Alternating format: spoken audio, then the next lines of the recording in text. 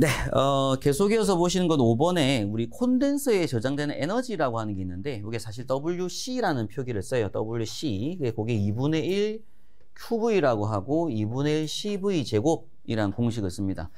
당연히 일단 공식 암기를 한번 하실 필요가 있는 거고요. 그래서 이걸 가지고서 요 자리에는 이제 C라고 돼 있으니 커패시턴스니까 요 부분에 이제 페럿 값이 들어가게 되고, 요 V에는 볼트가 들어가죠.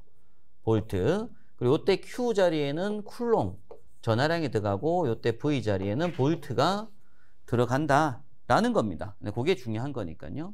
그리고 요때 Q가 뭐기 때문에 Q가 CV잖아요. Q는 CV. 그러니까 CV 제곱된 거죠. 그래서 어떻게든 시험 문제에서 뭘 구하라는 문제가 나온다. 콘덴서에 저장된 에너지 주울 값을 구하시오 라는 문제가 나와요. 그럼 이때 2분의 1 QV 공식 또는 2분의 1 CV 제곱이라는 공식을 써서 계산 문제를 풀 거다라는 겁니다. 자, 밑에 이제 예상 문제는 공식 묻는 문제입니다. 요게 이제 C고, 요게 V가 있다. W가 있다. 그럼 V 값으로 맞는 것은 하는데, 자, W는 2분의 1 CV의 제곱이니까, 요 공식이니까, V 제곱은 하게 되면 넘어가서 이 W 나누기 C가 될 거잖아요. V 제곱만 남겨주고 넘기면, 그럼 나중에 루트 씌워주면 뭐가 될 거다? 루트 2W 나누기 C겠죠? V는. 그래서 보기 중에 답은 1번 된 문제인데, 이건 공식을 뭐 하냐? 아냐? 이런 문제죠, 그냥. 공식 암기를 했냐, 안 했냐? 이런 문제가, 이 문제가 됩니다. 일단은 뭐 나머지 계산형 문제들은 앞으로 또 문풀을 통해서 보도록 하시고요. 자, 이어서 6번에 보시게 되면 정전계에서 이제 좀 특이한 개념으로 정전 흡인력을 구하는 공식이 하나 나옵니다. 정전 흡인력. 정전 흡인력은 F라고 하고요. 정전력하고 좀 다른 정전 흡인력이라는 문제가 있는데, 요게 2분의 1 입실론 곱하기 2의 제곱한 값이고, 요게 2분의 1 입실론 곱하기 D분의 V의 제곱이다. 이런 얘기를 하고 있습니다. 그래서 우리 이 E라고 하는 게 전기의 세기라고 했었고요. 볼트 퍼 메타. 그러니까 당연히 D분의 V, 볼트 퍼 메타. 이런 값이죠. 그죠? 네, 그렇게 해서 풀이하는 공식이 또 하나 있더라. 그래서 이 정전 흡인력이라고 하는 개념이 있고, 정전 흡인력은 뭐 반도체 공장의 청전실 등에서 정전기 집진 장비에 응용되고 있다. 이런 얘기를 합니다. 자, 여기까지 공부하신 건 정전계 파트라고 해요. 근데 이제 4장이라고 해서 이제 자계 파트가 나오는데, 요 자계에서의 가장 기본 핵심은 기자력이라고 하는 겁니다. 기자력. 그럼 앞에 봤던 건 뭐였었고요? 전기력. 이게 전력이죠. 전기력이고, 이건 기자력이라고 하는데, 자, 기자력은 자속을 만드는 원동력을 말하고, 이 기자력이라고 하는 값은 권수와 전류의 곱에 비례한다라고 해서 F는 NI 공식이 나옵니다.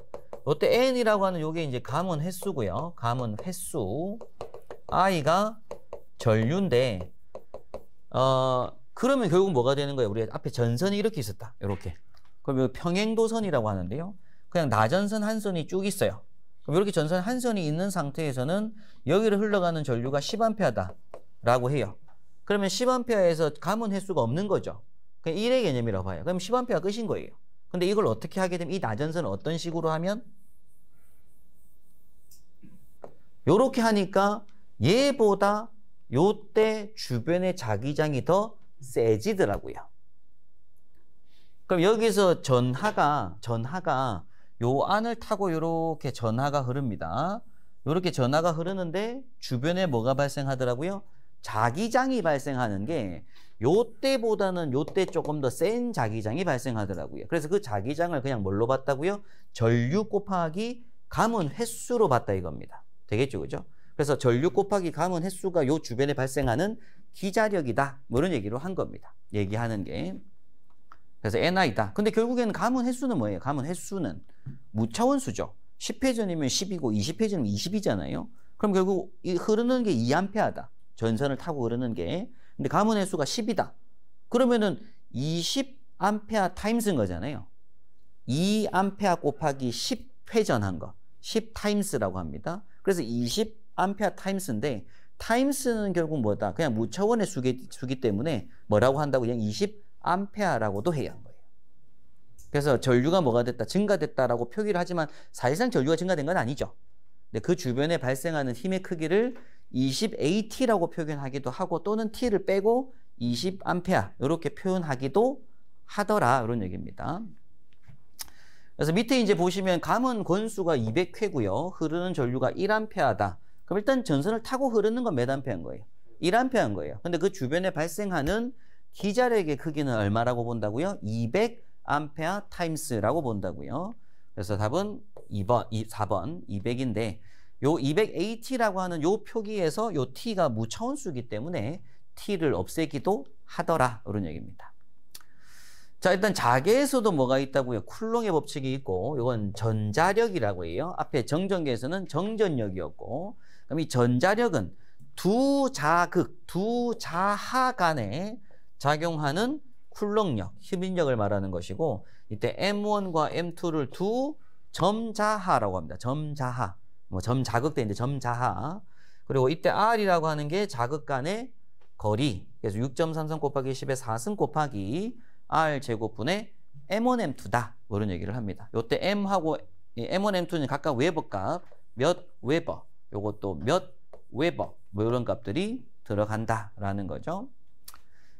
그리고 진공에서의 투자율이 나오게 되는데 뮤제로라는 표현을 씁니다. 투자율. 요게 1.257 곱하기 10-6승 헨리 퍼 메타다라고 보시면 되고요.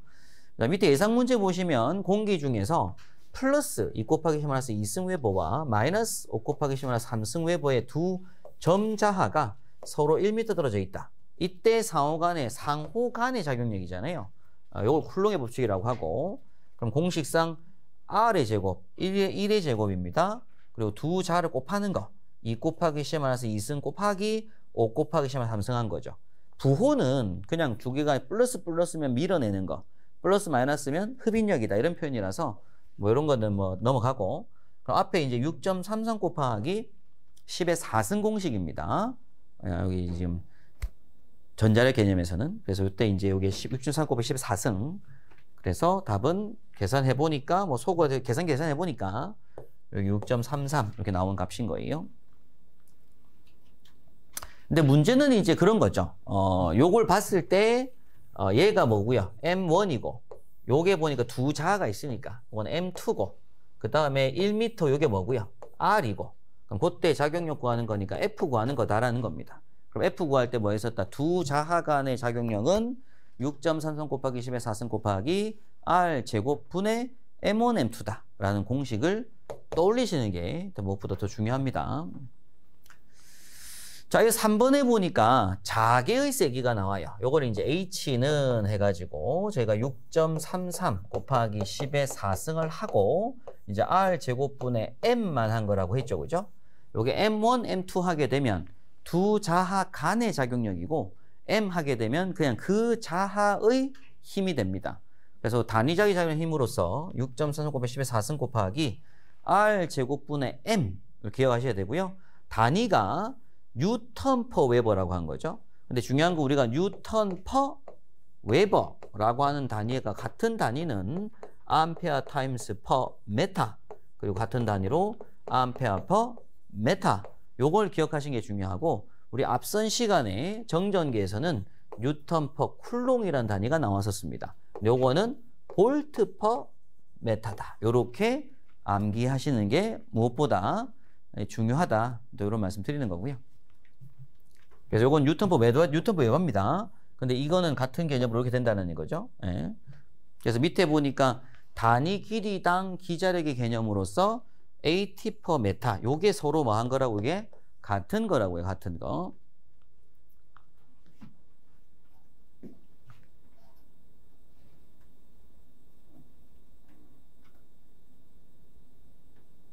그래서 밑에 제일 밑에 가로 4번에 자계 세기의 단위는 뉴턴 퍼 웨버, 암페어 타임스 퍼 메타, 암페어 퍼 메타를 다 같이 사용하고 있습니다.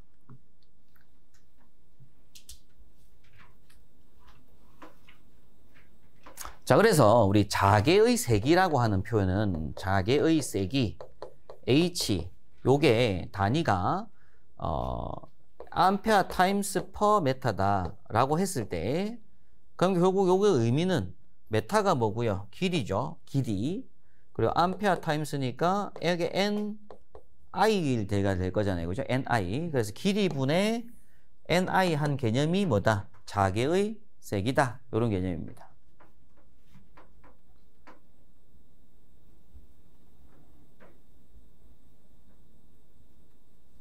자력선의 밀도는 넘어가셔도 될 것 같고요. 자개 세기. 그래서 이제 여러분께서 다음 페이지 보신 요게 중요합니다. 요게 4번. 자, 전류에 의한 자개의 계산이라고 되어 있는데, 좀 전에 공부하셨던 자개의 세기 H를 구하는 방식이 두 가지가 있다고요. 첫 번째 6.33 곱하기 10의 4승 곱하기 R 제곱분의 M 해서 풀이하는 문제가 있고, 두 번째 L분의 NI 해서 푸는 문제가 있다 이겁니다. 자, 우리 요걸로 풀었을 때는 실제 나오는 단위는 뭐였다고요? 뉴턴 퍼 웨버의 단위가 된 것이고, 요렇게 푸는 건 단위가 뭐다? 암페어 타임스 퍼 메타의 단위가 되겠죠. 근데 요 두 개는 제가 뭐라고 했으니까? 같은 거라고 했으니까 결국 요렇게 푸나 요렇게 푸나 답은 뭐하다? 같은 답이다 라는 거죠. 그래서 시험 문제에서는 요걸로 풀이하는 문제가 나오기도 했고, 요걸로 풀이하는 문제가 나오기도 한데, 요거는 요걸로 풀이하는 문제가 훨씬 더 많이 나왔습니다. 정전계에서는 어떤 거? 정전계에서는 그냥 요 공식 9 곱하기 10의 9승 곱하기 R제곱분의 Q1, Q2 공식이 훨씬 많이 나왔었어요. 계산 문제가 정전계 쪽은. 근데 자개 파트에서는 요 계산 문제보다는 요 형태가 훨씬 더 많이 출제가 됐었습니다. 그래서 지금부터 공부하시는 건 요 형태로 공부를 하시는 거고요.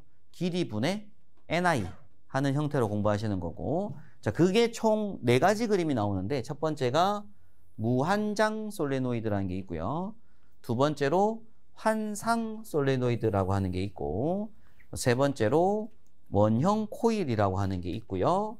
그리고 무한장 직선도체가 있고, 네 번째로 원형 코일이 있습니다. 이 4가지. 이 4가지 상에서의 H 구하는 문제들이 나오더라 이거죠. 그러니까 무한장 솔레노이드라는 표현이 뭐냐면, 솔레노이드가 이제 코일 감아놓은 거, 요렇게 감아놓은 요걸 우리가 솔레노이드라고 불러요. 그럼 이게 무한장으로 계속 뭐 한다고? 이렇게 무한대 요걸 무한장 솔레노이드라고 부르게 됩니다. 그럼 이때 무한장 솔레노이드 같은 경우에는 감은 횟수가 뭐예요? 감은 횟수가 무한대인 거죠. 무한대. 그러니까 당연히 이때는 H를 구할 때 우리가 공식이 뭐였다? NI로 공부했잖아요. 뭐분의 길이 L분의. 근데 이때 무한장 솔레노이드가 되면 당연히 요 N이 뭐가 되겠어요? 무한대가 될 거잖아요. 그죠? 그래서 계산할 수가 없습니다. 따라서 요 N을 안 보고 우리가 무한장에서는 뭘로 보냐면 스몰 n으로 구하는 거예요. 스몰 n. 그럼 이 스몰 n이라고 하는 요 개념은 뭘 말한다? 요 개념은 1m당 감은 횟수로만 보겠다고 그런 얘기죠. 무한장이다 보니까. 그래서 요 길이 역시도 뭐가 된다? 쭉 그 거리도 무한장이라서 결국에는 요 L의 개념을 무시하고 요 개념을 보겠다 이겁니다. 스몰 n. 그래서 공식에 보니까 뭐라고 되어 있다 이렇게 NI라고 되어 있죠. NI. 그럼 이때 스몰 n의 개념은 뭐다? 스몰 n의 개념이 타임스 퍼 메타. 그러니까 1m라고 하는 거리가 이렇게 있는 거예요. 1m. 1m라는 길이 안에 감은 횟수가 존재하죠. 무한장이라 하더라도. 그럼 1m라고 하는 거 안에 감은 횟수가 100회전일 수도 있고 뭐 50회전일 수도 있어요. 그럼 그 감은 횟수가 요 자리에 들어간다고요. 그리고 I는 뭐가 되고 당연히 여기를 이렇게 타고 흐르는 전류가 들어갑니다. 그럼 그 전류가 요 자리에 들어가게 되면 이때 무한장 솔레노이드 같은 경우에 내부 자개가, 그러니까 그 코일의 안쪽에 자력이 발생한 거예요. 그 내부 자개가 NI만큼 발생한다라고 봅니다. 그럼 이 NI라고 할 때 I는 전류, N은 뭐가 들어간다고요? 1m당 감은 횟수가 들어간다고요. 그럼 이게 뭐 10회전이면 10 타임스 퍼 메타 이런 값이 들어간다 이런 얘기입니다. 그리고 외부 자개는 0이다. 이것도 한번 체크할게요. 코일의 바깥쪽 말고 이 안쪽에 뭐가 발생한다고요? 자기 에너지가 발생하고 이 안쪽 내부 자개가 NI 공식으로 구할 수 있다 이런 얘기입니다.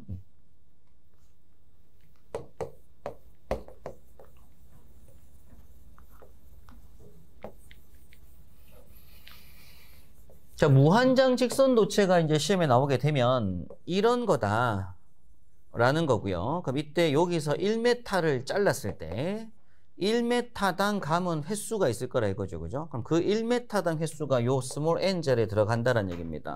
그러면 1m에 20회전을 했다고 하게 되면 20 times per m의 개념이고, 여기다가 여기 흐르는 요 전류가 몇 암페어면 1A 하면 1A가 들어간 거죠. 그럼 이게 20A times per 메타 값이 나올 수가 있다 이런 얘기입니다. 자, 근데 이번에 보면 환상 솔레노이드라고 하는 게 있는데요. 요게 뭐냐면 환이 이렇게 있어요. 환이라고 하는 게 이제 동그란 철고리입니다. 그럼 철고리에 나전선이 가가지고, 나전선이 가서 이렇게 코일을 감아서 이렇게 선이 쭉 들어가서 이렇게, 요걸 우리가 환상 솔레노이드라고 불러요. 환상 솔레노이드. 그럼 이때 환상 솔레노이드에서는 여기서부터 가운데 점을 찍어서 요걸 반지름 R로 표기를 하고요. 반지름 R. 그럼 우리가 중요한 건 뭐냐면 H는 기본 개념이 뭐라고요? L분의 NI라고요. 이게 기본 개념이에요. 거리 밑에 분모에는 뭐가 들어가고 길이, 분자에 들어가는 게 뭐다? 감은 횟수와 전류입니다. 그럼 당연히 여기서 L이라고 하는 개념은 여기서부터 뭐 한 거예요? 요렇게가 뭔가요? 이게 L인 거죠. L, 길이. 그래서 요때 요 L자리에 들어가는 게 뭐가 들어간다? 2파이 R이 들어간다고요. 둘레니까. 그럼 둘레가 길이죠. 길이. 그럼 요 길이 안에 뭐가 있어요? 코일이. 감은 횟수가 있을 거잖아요. 타임스가 있을 거잖아요. 그죠? 그리고 여기를 흘러가는 전류가 뭐 예를 들어 10A 하면 곱하기 전류 10A가 될 겁니다. 되겠죠? 그죠? 그러면 여기서 발생하는 자기의 에너지, 자기는 여기서 전류가 이렇게 계속 흐르는데 여기서부터 여기까지 뭐 한 거? 감은 횟수가 있을 거다. 그리고 여기서부터 여기까지의 길이가 있을 거라 이거죠. 그래서 그 길이 분의 감은 횟수 곱하기 전류 하면은 단위가 뭐가 나온다? 당연히 암페어 타임스 퍼 메타가 나올 거잖아요. 그죠? 그럼 요건 요때 뭐라고 한다고요? 자개의 세기라고 한다고요.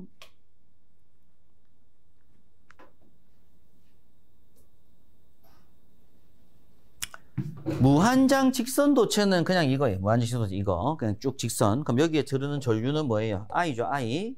그럼 얘는 뭐가 없다? 감은 횟수가 없습니다. 횟수가 없습니다. 그러니까 여기에 뭐가 들어가는 거예요? 그냥 I가 들어가는 거야. I가. 요건 그냥 I죠. 감은 횟수가 없으니까. 감은 횟수는 여기 N 자리가 무조건 1이라서 그런 거예요. 1이라서. 그 다음에 뭐가 주냐면 주변에 자기장이 형성이 이렇게 되는데 자기장이 형성이 돼요. 코일이 있는 게 아니고. 그럼 이 자기장의 범위, 범주, 반지름 R의 개념이 나옵니다. 일단 그 R은 조건에 줄 거고요. 그럼 그때 마찬가지로 요게 공식이 2파이 R분의 I 이런 공식을 써요. 요것도 이제 마찬가지 R이 주어지면 요거는 이제 2파이 R분의 I인데 요때 I는 NI가 아니라 그냥 I다 이런 얘기죠. 그 다음에 원형 코일은 그림을 새로 한번 그리겠는데 원형 코일은 빨간색으로 할게요. 원형 코일은 그냥 요렇게 가서 요게 원형 코일입니다. 원형 코일. 한 번 1회전한 거. 그럼 원형 코일이 2회전한 거는 나전선이 가서 여기서 요렇게 2회전을 한 다음에 내려오는 거. 요게 이제 원형 코일 2회전한 거. 원형 코일을 3회전하는 거는 하나, 둘, 셋 내려오는 거. 뭐 이런 게 원형 코일 3회전한 거라고 합니다. 그러니까 일단 원형 코일에서 그 내부 자개인데요. 이때 중요한 거는 요 N에 들어가는 게 뭐라고요? 코일, 요 내부 코일의 감은 횟수. 그럼 요거는 1회전한 거고, 요건 2회전한 거고, 3회전한 겁니다. 그럼 요 자리가 뭐 1, 2, 3 들어가겠죠. 그죠? 그럼 I에는 당연히 요렇게 흐르는 뭐가 되고요? 전류 들어가면 되고, 요 때는 요 길이가 R이거든요. 요 때는 요 길이가 중요한 게 아니라 요 전선과 요 전선 간의 간격이 중요하다는 거예요. 그래서 요 때는 여기가 또 똑같이 뭐 있으니까 이렇게 R이 있으니까 요거는 2R분해라고 합니다. 2파이R이 아니라 요건 2R분의 NI 공식을 써요. 그러니까 요 코일 사이 거리, 지름, 간격, 두 전선 간의 간격. 그럼 요때 흐르는 뭐가 있어요? 자아가 있고 자아 간의 거리의 개념이 나오기 때문에 일단 요거는 2R분의 NI 공식을 씁니다. 근데 지금 우리가 공부하고 싶은 건 이제 공식이에요, 공식. 이제 이 공식들을 먼저 체크를 하셔야 되고, 그럼 여러분께서 이제 복습하시고 암기를 하고 문풀을 할 때 필요한 부분들은 일단 이런 거죠. H, 그래서 이제 우리가 단위 구호식 게 뉴턴 퍼 웨버, 뭐 또는 암페어 타임스 퍼 메타, 또는 암페어 퍼 메타를 구함에 있어서 두 가지가 있다. 6.33 곱하기 10의 4승 곱하기 R 제곱분의 M 있고, 그럼 여기에서 네 가지로 나눠 가지고 뭐 무한장 직선도체도 있고요. 그리고 무한장 솔레노이드도 있고요. 그리고 환상 솔레노이드도 있고요. 원형 코일이 있습니다. 뭐 이런 개념인 거예요. 네 가지가 있다. 그때 무한정 시선도체 같은 경우에는 그냥 이제 2파이 분의 i의 개념이고, 무한정 솔레노이드 같은 경우에는 스몰 ni의 개념인데, 요 스몰 n이라고 하는 요 개념이 타임스 퍼 메타의 개념으로 조건에 줄 거라 이거죠. 1메타당 얼마 곱하기 i 암페어 하면 됩니다. 근데 환상 솔레노이드 같은 경우에는 이제 어떤 고리가 있고 거기에 코일이 막 감겨 있는 상태인데, 이따 요때에는 2파이 분의 ni 공식이 한번 나올 거다라는 거고요. 원형 코일은 좀 다르죠. 요거는 2r 분의 ni 공식을 쓸 거다라는 겁니다. 그래서 요 공식을 쓰는 걸 이제 체크하시는 게 중요한 거예요. 공식.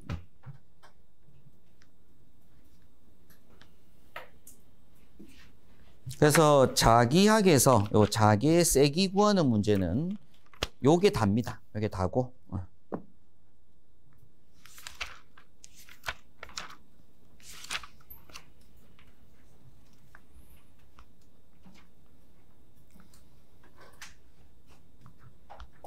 자, 그 다음에 이어서 이제 교재에 보면 5번의 히스테리시스 곡선이라고 하는 게 또 자기학에서, 전기 자기학에서 또 하나의 어떤 현상으로 설명하는 게 나오게 되는데, 이것도 내용은 뭐 쭉 읽어보시면 철심의 전류가 흘렀을 때 주변에 자력이 발생하면서 자속 밀도가 증가되게 되고, 다시 자속 밀도 감소될 때에는 반대처럼 감소되어서 남는 전류, 우리가 이제 잔류 자기가 좀 남아있게 된다.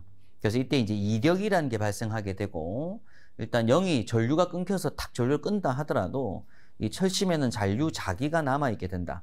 뭐 이때 종축인 자속 밀도와 만나는 점은 잔류 자기 또는 잔류성 밀도이고, 횡축인 자기장과 만나는 점은 보자력을 뜻하는데, 뭐 보자력이란 잔류 자기를 제거하기 위해서 추가로 가해주는 보정 자기장을 말한다. 뭐 전류를 정방향과 역방향으로 반복하여 흘려주게 되면 히스테리시스 곡선은 계속적인 폐곡선을 이루게 되면서 일정한 면적을 형성하게 되는데, 이때 이걸 히스테리시스 손이라고 하게 되고, 전력 손실상에서 하나의 손실을 차지하는 값입니다. 이 값이 클수록 전력 손실은 커진다. 이런 표현을 쓰고 있어요. 일단은 이렇게 A, B, C, D, E, F 순서대로 이렇게 이제 계속 잔류자기가 남아있는, 뭐 자기가 이렇게 했다가 다시 또 끄면 다시 이렇게 증가했다가 또 전류를 끊으면 잔류자기가 있던 것들이 떨어져서 전류가 없어졌다가 전류가 투입되면 다시 잔류자기가 형성이 됐다가 뭐 이런 개념입니다. 그래서 그런 부분들이 뭐 히스테리시스 곡선이라고 하고, 요 안에서 이제 요 면적이 크면 클수록 전력 손실이 크다, 뭐 이런 얘기를 하고 있는 거고요. 이것도 기출문제를 한번 풀어보셔야 될 부분입니다. 어떤 기출문제 풀어봐야 되고, 요 이제 가로축 이 부분이 자기장의 세기가 되고요, 세로축이 자력의 밀도가 되고, 그리고 요 부분이 이제 자력 밀도 잔류 자기가 되고, 그럼 요 추가하는 보좌력이라는 게 필요하다, 그런 얘기인데 뭐 넘어가셔도 될 것 같아요.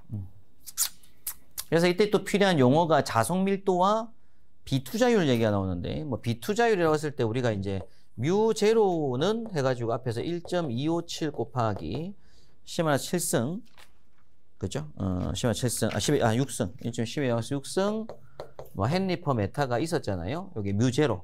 그럼 거기다가 이제 곱하기, 요 뮤라고 하는 값은 이 뮤 제로에다가 곱하기 뮤 S 한 거다.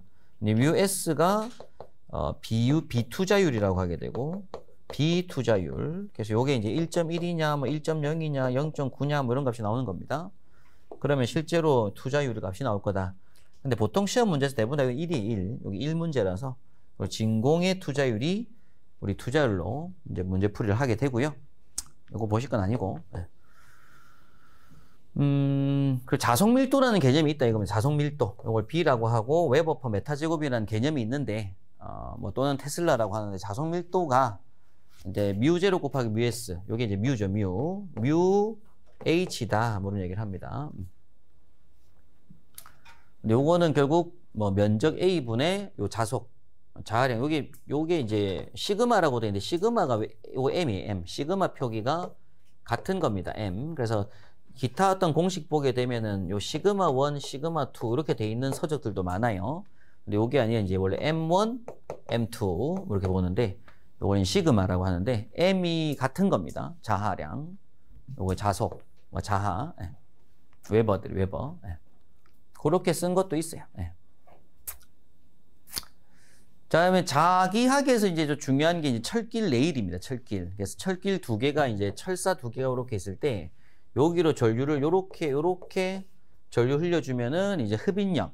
그래서 지금 보면 I1, I2가 같은 방향이면 흡인력. 그래 I1과 I2가 서로 반대 방향이면 반발력이 발생한다라는데, 일단 요렇게 됐을 때 전류가 같은 방향으로 흐르면 요 두 철심 간에 붙으려고 하는 힘이 생긴다. 요게 이제 릴레이에 이용하는 원리입니다. 릴레이에서 반대로 하면은 미는 A 접점, B 접점 얘기가 나오는데, 그 접점을 구성하는 게 얘네들입니다. 자, 그럼 여기서 이제 공식은 요 거리, 두 상호 도체 간의 거리가 R이고요. I1, I2가 여기 각각의 전류가 들어가죠. 그래서 R분의 2 I1, I2 곱하기 10⁻7승 계산한 값에 뉴턴 퍼 메타. 요거 우리가 이제 두 평행도선에 작용하는 힘 구하는 공식이라고 하고요. 공식. 기억하실 건 I1과 I2가 같은 방향이면 흡인력, 다른 방향이면 반발력이다 라는 거죠. 요런 거 보십시오. 요는 앞에, 요게 아까 그 봤던 1.257 곱하기 10⁻⁶ 6승 값이라서 이거 뭐 공부할 필요 없고요. 우리가 요 공식만 체크만 하시면 됩니다. 그리고 이제 앞서 우리가 콘덴서에서는 콘덴서에 저장되는 에너지가 있었죠. WC. 코일에서는 WL이라고 합니다. WL. 그게 2분의 1 LI 제곱이다. 이런 얘기를 하고요. 또는 2분의 1 MI. 앞에 봤던 것처럼 요거 2분의 1 제가 MI라고 했잖아요. 시그마 I라고도 하는데 요것도 마찬가지로 주울 값입니다.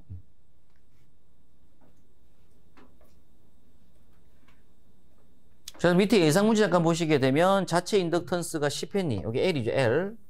2A 전류. 여기 I잖아요, I. 그럼 저장된 에너지는 하고 물으니까 당연히 우리는 2분의 1 LI의 제곱 공식을 써야 되는 거고요.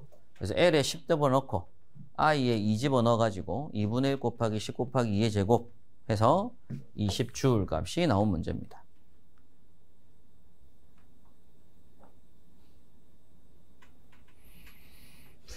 자, 그럼 9번은 사실 이제 정전계와 자계를 합친 법칙이에요. 정전계도 있고 자계도 있습니다. 전류와 자계 사이의 작용을 나타내는 법칙이라고 해서 좀 외우셔야 될 어떤 용어들인데요. 이거는 이제 저는 이제 외울 때 암비램페 요거 외우실 때 이렇게 한번 할게요. 판서 먼저 할게요. 그래서 암비램페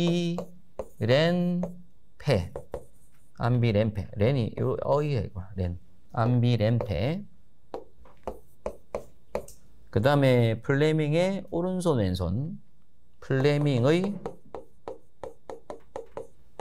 오른손 왼손. 일단 저는 이렇게 순서대로 쭉 씁니다. 6가지 법칙. 암비램페 오른손 왼손. 자, 그리고 이제 여기에 옆에다가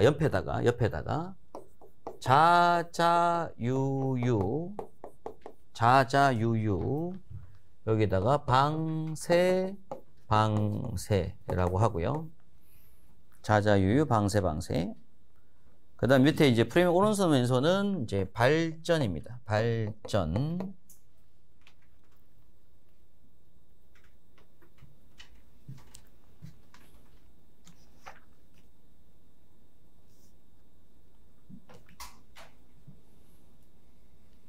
그래서 요게 힘의 방향이고 요건 힘의 방향, 기전력 방향인데, 일단 요 각각의 원리들에 대한 뭐 깊이 있는 이론적인 부분보다 지금까지 이 내용을 알면 우리가 이제 문제풀이 할 때 답을 찾을 수 있어 설명드리는 건데요. 일단 기억하시기 암비렌페 오른손 왼손, 자자유유 얘는 방세고요. 요 오른손 왼손은 발전, 그리고 이건 기전력 방향, 힘의 방향인데 요렇게 딱 외워놓는 거예요. 이렇게. 그럼 이때 이제 요게 암이 여기 암페어의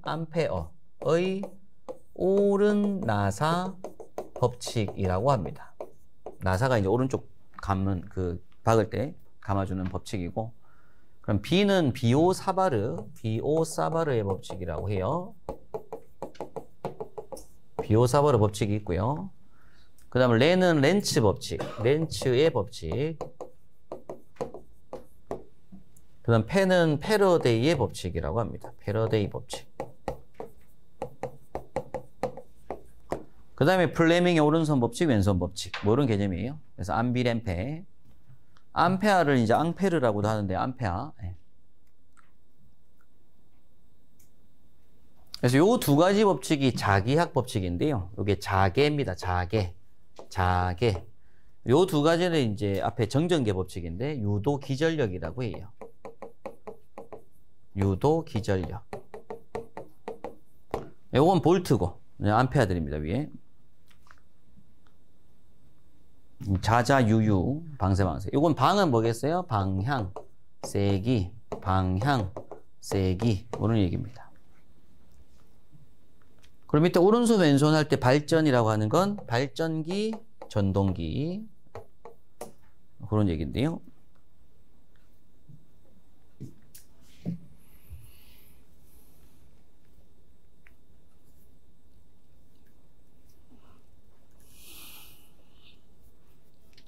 그래서 암기하실 때 일단 암비렘페 오른손 왼손 이렇게 먼저 외우시고, 그 다음 순서대로 자자유유, 오른쪽에는 방세, 그리고 오른손 왼손은 발전. 그래서 발전기는 기전력 방향이고요. 전기를 만드는 거라서, 전동기는 모터 돌려주는 거라서 힘의 방향. 이렇게 한번 체크하시면 됩니다. 그래서 이제 암페아 오른나사 법칙은 뭘 설명하는 법칙이라고요? 자계의 방향을 결정하는 법칙이다, 그런 얘기고, 자기장이 주변에 오른나사 방향 형태로 구성된다, 그런 법칙이고, 비오사드르 법칙은 자계의 세기, 뭐 비례 반비례 설명인데 일단 자계의 세기를 설명하는 법칙입니다. 그럼 렌츠의 법칙은 유도 기전력의 방향을 설명하는 법칙이고, 패러데이 법칙은 유도 기전력의 크기, 세기를 결정하는 법칙이다. 플레밍 오른손 법칙은 발전기의 방향, 전기를 만드는 방향이고, 왼손은 전기를 쓰는 거죠. 모터, 회전 방향, 전동기 방향으로 힘의 방향을 나타낸다, 그런 얘기입니다. 그래서 이런 식으로 여러분께서 좀 기억을 하실 필요가 있고요. 그러면 이제 문제를 풀고 기출 문제를 풀 때마다 요 법칙 6가지는 같이 나와야 돼요. 계속. 그래야지 시험 문제 보기에 항상 뭐 한다, 얘네들이 같이 들어가 있거든요. 1, 2, 3, 4번에. 그러니까 문제 풀 때마다 보셔야 됩니다. 그러면 이제 이 문제가 기출 문제 보면 한 열 몇 번 반복된 게 있거든요. 지금까지 과거 누적된 열 몇 번씩 막 반복이 돼요. 똑같은 문제가. 그럼 풀다 보면 뭐 하는 거예요? 그냥 다 보이는 거죠. 네. 그런 것들이 이제 글로 돼 있는 문제들. 그래서 기본적으로 이제 앞서 뭐 우리가 이제 그 뭐 제백 펠티에 톰슨 이렇게 했던 것처럼 어떤 현상처럼 실제 시험 문제가 보면은 뭐 기본적으로 암기형 문제들, 글로 돼 있는 보기상에 이런 문제들도 출제가 되기 때문에 그런 문제들을 조금 맞추려고 기출을 공부하시는 게 중요하다 말씀드리고요. 요것도 이제 앞으로 많이 보실 어떤 기출 문제 중에 하나니까 눈에 한번 익혀주셔야 됩니다. 그래서 이제 전류와 자계 사이의 작용이지만 사실상 전경계 자계 파트에 아우르는 모든 법칙들을 종류를 한번 나열한 거고요. 그 다음에 10번에 보시는 건 이제 코일의 결합 회로라고 하는데, 일단 밑에 가로 2번을 좀 중요하게 보실 거고요. 인덕턴스의 접속. 가로 1번에서 얘기하는 건 이제 유도 기전력이라 해가지고, 유도 기전력은 뭐 M 곱하기 뭐 dt분의 di 뭐 이렇게 볼 수 있다, 그런 얘기를 하고 있습니다. 그래서 요거는 그냥 이거는 그냥 di예요. dt분의 di. 그래서 이제 시간당 흐르는 전류 뭐 이런 개념이고요. M에 들어가는 게 상호 인덕턴스다. 이렇게 한 게 이제 유도 기전력이다 이런 얘기고, 뭐 개방된 2차 단자의 생성 유도 기전력은 마찬가지로 M 곱하기 D2분의 DI라고 합니다. 이 원은 1차 코일, 2차 코일 뭐 이런 얘기인데 그건 의미 두실 필요 없고 이렇게 이제 구해낼 수가 있다라는 거죠. 계산 문제 넘어가겠습니다. 못 보실 필요 없을 것 같고요. 인덕턴스의 접속이라고 하는 주제로 요건 앞서 이제 합성 인덕턴스가 되는데 아까 말씀드렸지만 R하고는 비례해요. 앞선 시간에 우리가 이제 커패시턴스들 뭐 C 값들은 저항 R과는 반대 개념이라고 말씀드리면서 우리가 직렬 연결 시에 그때는 뭐 C1분의 1 플러스 C2분의 1 플러스 C3분의 1 이렇게 했죠. 근데 L은 R과 똑같아요. R과 똑같아서 직렬 접속일 때에 L1과 L2가 있으면 그건 그 두 개를 뭐 한 거? 더한 게 L입니다. 그 개념은 똑같아요. 직렬일 때. 근데 중요한 건 요게 하나 붙습니다. 그래서 L은 L1 플러스 L2에 플러스 마이너스 EM이라는 게 하나 붙어가지고 요게 없으면은 그냥 L1 플러스 L2죠. 그죠? 요거는 이제 그림이 뭐 한 거다. 요렇게 하나, 둘, 직렬로 접속된 게 요 공식인 거예요. L1 플러스 L2. 그럼 여기에 뭐가 있어? L1이 있고 L2가 있는데 그럼 이걸 하나로 만들면 L1 플러스 L2다. 그 얘기를 한 겁니다. 그런데 중요한 건 요 코일을 감은 뭐가 다르더라? 방향이 다를 수가 있다 이겁니다. 그래서 점이 요렇게 점이 두 개가 찍힌 거예요. 그 얘기는 오른나사 쪽 오른쪽으로 이렇게 감겨 있고 또 감겨 가지고 같은 방향으로 이렇게 뭐 했다고요? 전류 흐를 때 감겨 있다고요. 그리고 또는 요 점이 요쪽에 점이 안 찍혀 있고 여기 점이 찍히는 것도 뭐 한 거예요? 어차피 같은 방향인 거죠. 그럼 그때는 그냥 단순히 이제 플러스 이 L1, L2 해놓고 나서 요게 뭐가 되면 플러스 EM이라고 해서 상호 두 개 간에 생성되는 그 에너지의 곱하기 2한 값을 플러스 한다는 얘기가 나오게 되는데 만약 코일이 이렇게 그림이 있는데 여기에 점이 가운데 이렇게 찍혀 있다거나 그죠? 뭐 또는 두 개가 이렇게 있는데 양쪽 반대쪽으로 이렇게 점이 찍혀 있다라는 건 요 두 코일의 감은 방향이 서로 다르다라는 얘기입니다. 그럼 요럴 때에는 인덕턴스가 좀 상쇄가 돼요. 상쇄가 되어서 이때 뭐가 들어간다? 마이너스 EM으로 보게 됩니다. 이 상호 인덕턴스라고 하게 되는데 일단 요런 개념이 생긴다라는 거죠. 코일의 감은 방향 때문에 요렇다. 그래서 우리가 이 같은 방향, 이게 요렇게 점이 찍히거나 또는 요쪽에 점이 찍혀서 서로 같은 방향일 때 우리가 화동, 순방향 접속이라고 하고요. 요게 이제 서로 간에 마주보고 있다든지 이런 식으로 또는 양쪽에 벌려져 있다든지 이런 식으로 점이 찍혀 있으면 이 차동 역방향 접속이라고 부릅니다. 그래서 화동 순방향일 때 끝에 가서 플러스 EM이 되고요. 차동 역방향이면 마이너스 EM이다. 이걸 기억하실 필요가 있고 그럼 이때 M이라고 하는 걸 우리가 뭐라고 한다? 상호 인덕턴스라고 부르고요. 요건 K 곱하기 루트 L1, L2다 라고 합니다. 그럼 L1이 이제 인덕턴스가 있고요. 여기 L1, L2가 있어요. L1 곱하기 L2에다가 루트를 씌워주고 앞에 그 K 값이 붙습니다. 요 K가 0에서부터 1까지 범위 사이에 속하는 수치라고 하는데요.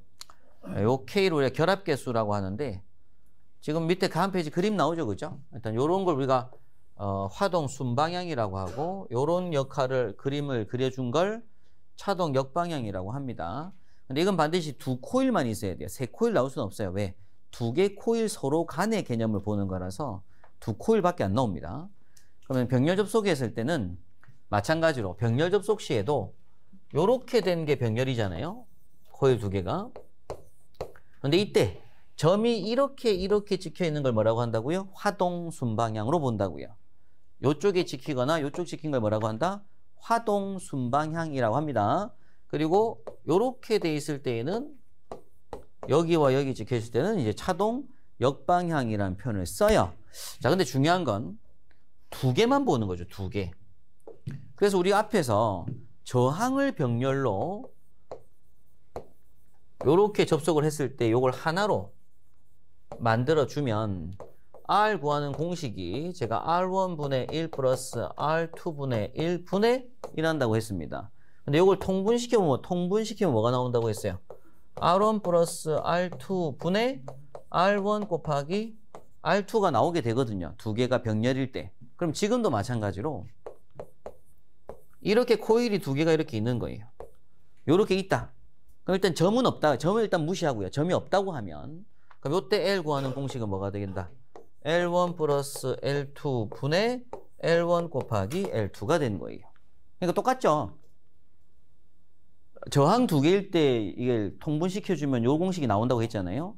근데 L도 마찬가지로 두 개면 요 공식이 나온다는 얘기는 의미가 뭐예요? L1분의 1 플러스 L2분의 1 분의 1했다는 얘기입니다. 그러니까 L도 R과 뭐 하다? 똑같다. 그런 얘기죠. 근데 이제 문제는 여기서 이제 뭐가 생기더라?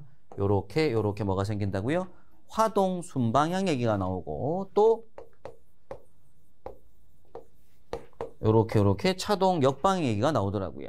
자, 그러면 화동 순방향이든 차동 역방향이든 L 구하는 공식은 L1 플러스 L2 분의 L1 곱하기 L2 형태는 두 개가 뭐하다? 똑같아요. 똑같고 위에 여기서 차이점이 나는데 자, 분자의 요 자리에는 마이너스 m제곱이 또 뭐하게 붙는다? 이렇게 똑같이 붙습니다. 병렬일 때 여기가 똑같이 붙어요. 병렬 화동이나 차동이나. 근데 이제 요 자리가 우리가 화동 순방향일 때는 지금 보면 플러스 2m 마이너스 화동 순방향이면은 마이너스 2m 여기 마이너스 2m이 붙고요. 분모에. 그리고 차동 결합이 됐을 때에는 플러스 2m이 붙는다. 이거 체크하셔야 됩니다. 그냥 그렇게 생각하시면 돼요. 어떻게 생각하면 화동은 무조건 뭐다? 화동, 순방향 접속의 개념은 좀 더 증가하는 거죠. 앞에서도 직렬 접속실 때 보면은 화동 순방향일 때 끝에 플러스 2m이 붙었잖아요. 그리고 차동일 때는 마이너스에서 좀 깎이죠. 그럼 요것 병렬도 마찬가지라고. 병렬도 화동 순방향일 때는 기본적으로 좀 증가돼야 되잖아요. 이 임피던스, 이 헨리 값이 인덕턴스 증가돼야 되죠. 그죠? 그럼 여기가 뭐가 돼야 된다? 마이너스 2m이 된다. 얘는 마이너스 2m. 여기가 감소되려면 요게 뭐가 돼야 되고요? 플러스 2m이 돼야지 차동 역방향일 때 감소가 될 거잖아요. 그 개념으로 접근하시면 돼요. 그러니까 어떻게든 우리가 그 상호 인덕턴스가 뒤에 붙을 건데 화동 순방향 개념에서는 좀 더 업된다. 헨리 값이 인덕턴스가. 그리고 차동 역방향은 감소가 된다라는 개념. 그래서 직렬 연결시에서는 끝에 가서 뭐 한다? 화동 순방향은 플러스 2m이고 차동 역방향은 마이너스 2m이었다 이거죠. 그런데 병렬 연결에서는 우리가 코일을 감고 나서 같은 점을 찍은 거, 요걸 화동 순방향이라고 하는데 공식 형태를 놓고 봤을 때 분모 분자에서 L1 플러스 L2 분의 L1 L2의 마이너스 m제곱은 똑같아요. 두 공식이 화동력 차동 둘 다. 근데 화동일 때는 분모 자리 끝에 뭐가 붙는다? 분모 끝에 마이너스 2m이 붙어서 좀 더 업 시켜주는 수치가 나오게 되는 거고 차동 역방향일 때는 끝에 플러스 2m이 붙어서 좀 깎아주는 요런 기능을 하게 되죠. 그죠? 네, 그런 식으로 요 자리에 뭐가 붙는다고 이렇게 플러스 마이너스 2m이 붙더라 그런 얘기입니다. 이때 m이라고 하는 개념은 계속 똑같아요. 상호 인덕턴스라고 하고 요거는 k 곱하기 루트 L1 곱하기 L2로 풀 수가 있다. 뭐 이런 얘기까지 이어지는 거죠.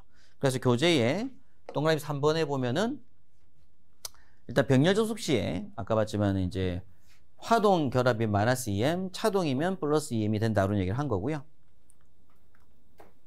그 다음에 상호 인덕턴스라고 해서 이제 m이라고 하는 값은 k 곱하기 루트 L1 곱하기 L2 따라서 k라고 하는 값은 루트 L1 곱하기 L2 분의 m으로 풀 수가 있다. 모르는 얘기를 여기서 똑같이 한 번 더 말하고 있는 부분입니다. 그래서 이어지는 뭐 예상 문제 잠깐 보시게 되면 두 인덕턴스의 직렬 접속 회로에서 합성의 인덕턴스가 최대가 되는 조건을 하는데 직렬 접속이니까 L1 플러스 L2의 플러스 2m일 때가 최대죠. 그죠? 그럼 당연히 무슨 접속했을 때다? 화동 접속했을 때다라는 거고요. 화동 접속이지만 결합계수가 뭐가 돼야 돼요? 1이 돼야 되겠죠. 그죠?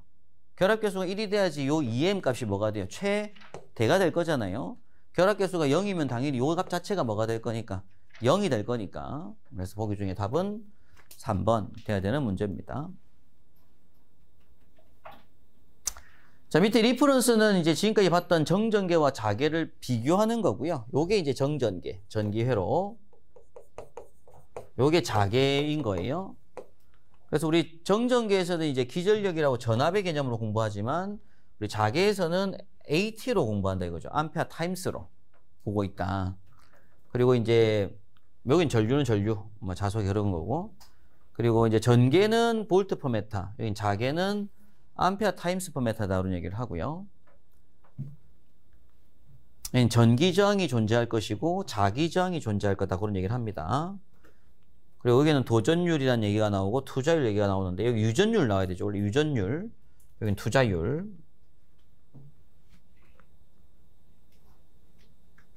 근데 오음의 법칙은 공부할 필요 없습니다. 오음 보실 필요 없고 우리가 공부했던 건 요거죠. E는 IR 또는 V는 IR. 요게 오음의 법칙이다. 그런 얘기를 합니다. 그래서 우리가 전기공학하고 자기공학은 조금은 달라요. 거의 비슷한데 조금 다릅니다. 그래서 우리가 이제 자기공학이라고 하는 게 또 하나의 학문으로 원래 좀 구성이 되어서 양이 엄청 많은 과목이죠. 그래서 이제 전기기사 시험 과목하고 산업기사 시험 과목의 차이점이 자기학입니다. 자기학. 전기 자기학이 있으면 기사, 자기학 없으면 산업기사 이런 개념이기 때문에 자기학이 그만큼 좀 중요한 과목이다. 이런 말씀 드리고요. 전기기사 공부할 때 보면 이제 공부하는 과목이 보면 이제 회로 이론, 그 다음에 이제 전기기기, 그 다음에 전력공학, 제어공학, 전기설비 기술기준, 전기자기학 이렇게 6과목인데 공부하는 자격증 시험 과목이. 근데 이 자기학이라고 하는 요 과목이 붙은 바람에 이제 기사 시험을 치게 되는 그런 개념이죠. 뭐 그런 의도로 이제 보시면 될 것 같아요. 예. 또 공사기사 때 또 시험 치는 과목이 있고 뭐 그런데 아무튼 뭐 전기 쪽을 공부할 때 어떤 전공 과목들이다 보니까 양이 좀 많습니다. 공부량 자체가. 근데 요 정도만 정리하시면 지금 1장부터 4장까지 이제 내용을 거의 보신 거잖아요. 직류, 교류, 정전기, 자계. 여기까지가 사실 여러분 시험 문제에서는 한 50% 범위를 차지하는 시험 범위입니다. 여기까지가. 그래서 예상 문제나 기출 문제 보시면 거의 한 절반 가까운 문제가 요 직류, 교류, 정전기, 자계 쪽에서 출제가 많이 되고 있고요. 이제 다음 시간에 공부하실 5장, 그게 이제 자동 제어라고 하는 제목인데 이 자동 제어가 이제 시퀀스라고 합니다. 시퀀스. 시퀀스 관련된 문제도 꼭 매회 필기 시험에서 한두 문제. 그리고 5장 챕터는 실기 시험에서도 최근에 무조건 한 10점 정도 배점은 출제가 되고 있는 추세여서 안 나온 해수도 있긴 하지만 근데 자동 제어 파트가 좀 중요한 파트입니다. 그래서 이제 필기 시험 문제에서는 당연히 시험에 나올 문제고요. 실기 시험에서는 최근에 좀 나오고 있는 중이다. 근데 앞에 봤던 뭐는 직류, 교류, 정전기, 자계 파트는 실기 시험에서는 볼 게 아니라 이겁니다. 이건 철저히 필기용이었어요. 지금까지 공부하신 건. 근데 요 5장부터 자동 제어부터 뒷부분 파트가 실기 시험용입니다. 필기도 나오지만. 그래서 지금 이제 5장부터 남은 범위들은 좀 실기에 나온다고 생각도 하면서 공부를 하셔야 되는데 근데 그건 어차피 또 언제 공부할 거니까 실기 또 공부할 거니까 실기 또 그때 하시면 돼요. 그래서 그런 내용들이 따로 말씀드리고요. 자동 제어는 잠깐 쉬었다가 이어서 보도록 하겠습니다.